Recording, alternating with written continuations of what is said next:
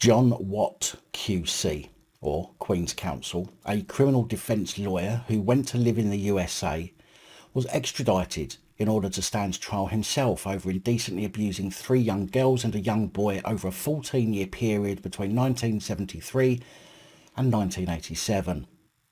Now 72-year-old Watt appeared at the High Court in Edinburgh last month, where he was found guilty of 1 charge of rape, 1 of indecent assault and 3 of indecent conduct. At the High Court in Edinburgh, Judge Lord Braid told Watt he had committed vile crimes of the utmost seriousness and depravity.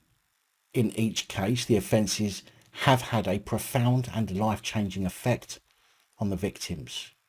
In your role as advocate depute, Crown Office prosecutor, you prosecuted the very type of offence of which you have now been convicted. The judge said that Watt continued to maintain his innocence over the abuse and added that perhaps explained why he had not demonstrated any remorse or empathy towards his victims.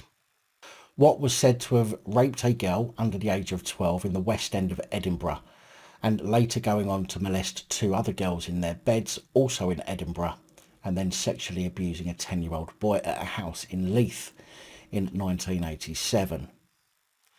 It appears that the parents of all the children also worked for the judiciary at the time too, hence how he managed to get access to the children by no doubt being friends with the parents.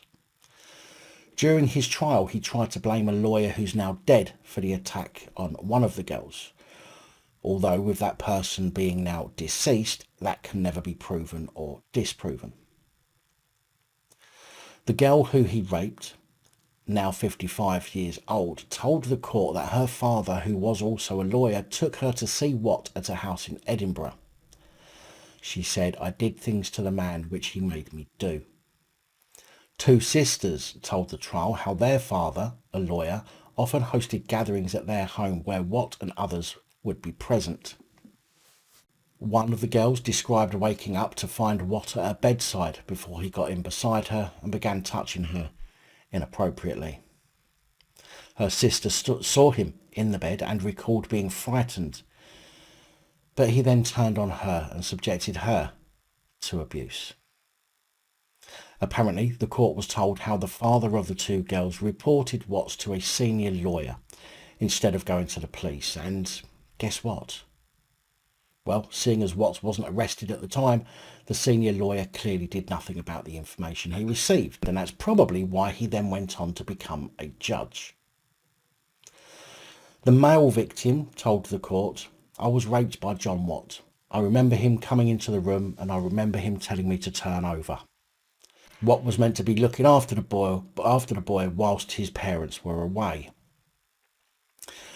Watt gave up practicing law in Scotland and moved to Oklahoma in the United States in 1995, where he did some work for his wife's real estate agency before police detained him ahead of his extradition proceedings.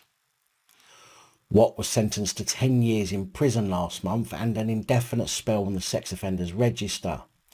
Currently, he won't be eligible for parole until he is in his late 70s. Defence counsel Donald Findlay QC told the court Watt would be lodging an appeal. He said that Watt, in common with any decent individual, deplores the type of conduct that is referred to in these charges.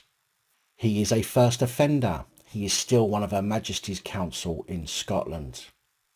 So did anyone else just notice what his defence lawyer just said?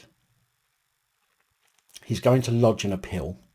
He deplores the type of conduct referred to in the charges, meaning that he thinks he is innocent of the crimes and claims he's innocent of the crimes, but yet he is a first-time offender. How can he be a first-time offender or any offender if he's not guilty?